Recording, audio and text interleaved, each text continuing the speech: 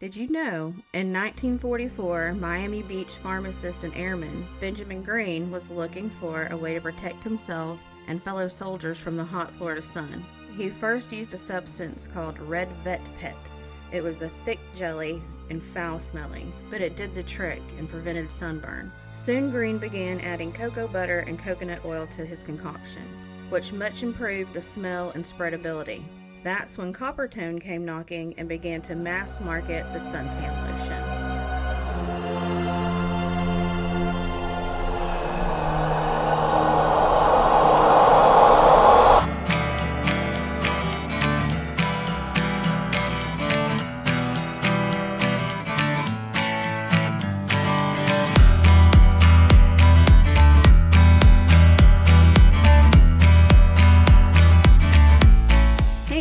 Welcome to the Lore of the South podcast. I'm Kelly, your host.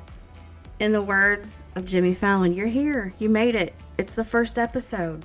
We're doing this. I spent a lot of time listening to podcasts, and most of them are probably of the paranormal genre, history, and one of them is the New England Legends podcast. Obviously, New England has a lot of history and a lot of legends, but you know who else has a lot of history and a lot of legends? The South. So that's what we're going to do here. We're going to cover Southern legends, Southern ghost stories, Southern cryptids, some Southern trivia. I have what I call Jeopardy brain. Like, I may not remember where my sunglasses are, but I can pull some trivia out of my rear.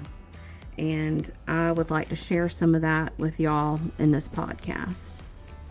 And that brings us to our first story of Aunt Aggies Boneyard, which took place just up the road from us here.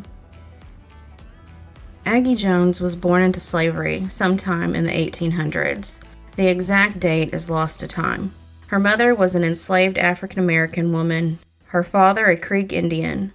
Nothing else is known about them, other than Aggie's mother was owned by the Maddox family from Tantall County, Georgia. In 1844, the Maddoxes moved their household to North Florida, to a town called Alligator, and later known as Lake City.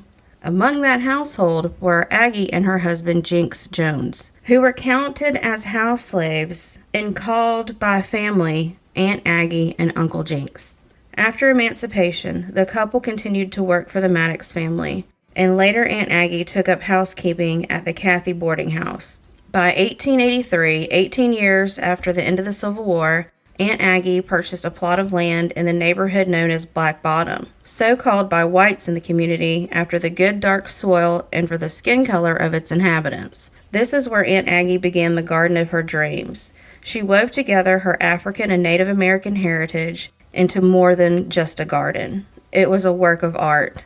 Aunt Aggie and her two sons would wander the nearby woods and roads looking for carcasses and animal skeletons. Why would she do that, you might ask? Well, the bones made for good fertilizer, but under Aggie's hands they became more than just nutrients for her plants. She would shape the long and short bones into pillars, arches, and trellises. Before long, her plants, decorative, medicinal, and edible alike, were climbing those remnants of death and bursting with life. Aggie named it her boneyard. Soon, Aunt Aggie's Boneyard became known far and wide. It attracted visitors from all over. Many of Florida's earliest tourists made it a point to stop and see Aunt Aggie's Boneyard. People would hang on her every word as she wove stories for her visitors. She was also known to do a bit of fortune-telling and palm reading. The Boneyard around Halloween also drew in some of the local white children, who would rent the animal skulls and wear them as masks. I'm sure that would have been something to see. Aunt Aggie was described as having very Indian-like features. She was often seen wearing a loose jacket, full flowing skirt, layers of beaded necklaces, bracelets from wrist to elbow, and rings on every finger. On occasion, she was known to don buckskins to do her hunting, foraging, and bone-searching missions. She wore her hair done up in many braids, interwoven with colorful bits of cloth and string. Aunt Aggie was a character of her own making, and she herself might have been as much as an attraction as was her garden. Aunt Aggie reigned over her garden for nearly 2 decades. The Boneyard was a site for courting couples looking for a place to hide from prying eyes, a place where travelers took their rest and caught a glimpse of the Old South and the workings of a native. Some say Aunt Aggie was also known to dole out home remedies to her neighbors and was a healer. The way her garden was described and the success she garnered, it's not hard for me to believe that Aunt Aggie was maybe a little bit more than magic. In her remaining years, she was able to live a fairly comfortable life from the tips she collected from her boneyard guests and from her lively trade in flowers and vegetables. It's estimated that Aggie was well over 90 at her death in 1918. The boneyard was left alone, and without Aggie there to tend and care for it, it withered and died. Aggie's home also fell into disrepair, and the whole lot was demolished in 1928 and became a blacks-only high school in the Jim Crow South. I'd like to think Aunt Aggie would have approved of a school, a place of learning being built over top of her beloved boneyard. And that was Aunt Aggie's Boneyard. I'd like to give a big thank you to Dr. Chris Esing, who is a local historian here in Lake City, Florida. We'll probably be hearing a lot from him throughout this podcast, as he is a world of knowledge.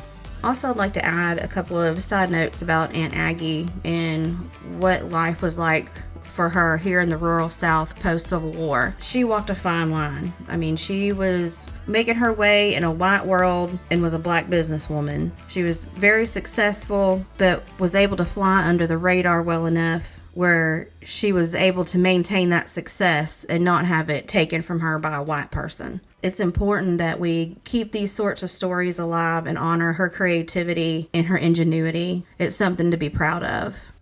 Thank you for listening to this very first episode. Hopefully there's many, many more to come. Be sure to follow us on social media. Just look for Lore of the South. We've got an Instagram, Facebook, Twitter. You'll also be able to see pictures of Aunt Aggie there. I've got several to post. It's quite a sight to see. Give us a follow, 5 stars, and a review. This is the first one, so be gentle. Thank y'all for tuning in. It's been fun and a huge learning curve. Thank you for joining us for Lore of the South. Talk to you soon.